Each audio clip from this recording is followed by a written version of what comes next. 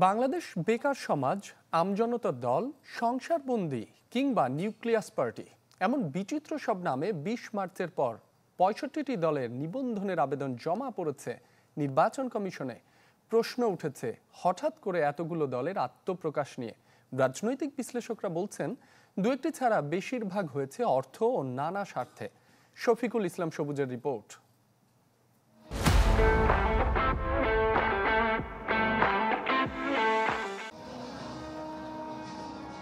দেশে নতুন রাজনৈতিক দল গঠনের হিড়িক।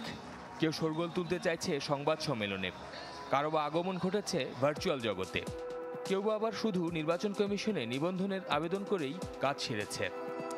২০ মার্চ ইসির গণবিজ্ঞপ্তির পর এখন পর্যন্ত জমা পড়েছে ৬৫টি নতুন রাজনৈতিক দলের আবেদন। এর মধ্যে কিছু চেনা মুখ, কেউ বা রাজনীতির মাঠে একেবারেই আগন্তুক। কিছু কিছু ক্ষেত্রে দলের নামও অদ্ভুতুরে ও বিচিত্র। এ যেমন বাংলাদেশ বেকার সমাজ, বাংলাদেশ বেকার মুক্তি পরিষদ, বাংলাদেশ সংসারবন্দি পার্টি কিংবা নিউক্লিয়াস পার্টি। টেলিফোনে কথা হয় বাংলাদেশ প্রবাসী কল্যাণময় পার্টি ও বাংলাদেশ ২১ পার্টির চেয়ারম্যানের সাথে। জানান কি উদ্দেশ্যে রাজনীতির মাঠে তাদের এই আগমন। আমরা ক্ষমতার লোভে দল গঠন করিনি, আমরা চাচ্ছি জনগণের খেদমত করা যায় কিনা, এই জন্য দল গঠন করতে। আর পার্টি, খালুর পার্টি, নানার পার্টি, দাদির পার্টি, সবার পার্টি, ২১ পার্টি, জনগণের পার্টি, গরিব দুঃখী মেহনতির পার্টি, ২১ পার্টি। সাংবাদিক শওকত মাহমুদ, চিত্রনায়ক ইলিয়াস কাঞ্চনের নেতৃত্বে অভিষেক হওয়া নতুন রাজনৈতিক দল জনতা পার্টি বাংলাদেশ। পার্টির মহাসচিব শওকত মাহমুদ ব্যাখ্যা করেন কিসের তাড়নায় নতুন এই রাজনৈতিক উদ্যোগ। আমাদের বিরুদ্ধে পিছনে এমন কোনো ব্যাকিং নেই যে ব্যাকিংয়ের কারণে আমরা আকস্মিকভাবে নেমে পড়েছি যে আগামী নির্বাচনে আমাদের একটা কিছু করতেই হবে। আমরা আমাদের নিজেদের শক্তিতে নির্বাচন করতে যাচ্ছি এবং আমাদের জনগণের সমর্থনই আমাদের প্রধানতম ভরসা। আমরা কিংস পার্টিও না, কুইন্স পার্টিও না। বহু তর্ক বিতর্কে আলোচিত সমালোচিত ডেস্টিনির এমডি রফিকুল আমিনের নেতৃত্বে এসেছে আম জনতা পার্টি।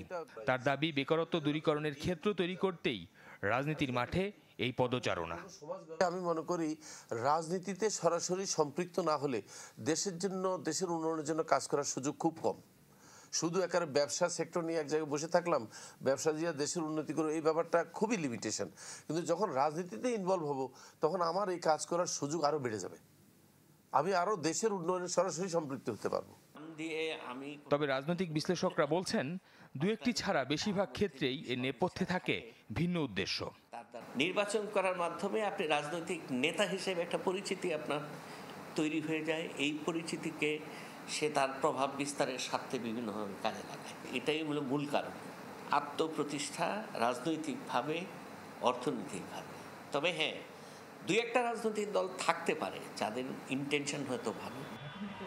তিনি বলেন অতীতেও নির্বাচনের আগে এমন উদ্যোগ দেখা গেছে, তবে দিন শেষে রাজনীতিতে প্রাসঙ্গিক হয়ে উঠতে পারেনি তার কোনোটি। শফিকুল ইসলাম সবুজ, চ্যানেল 24, ঢাকা।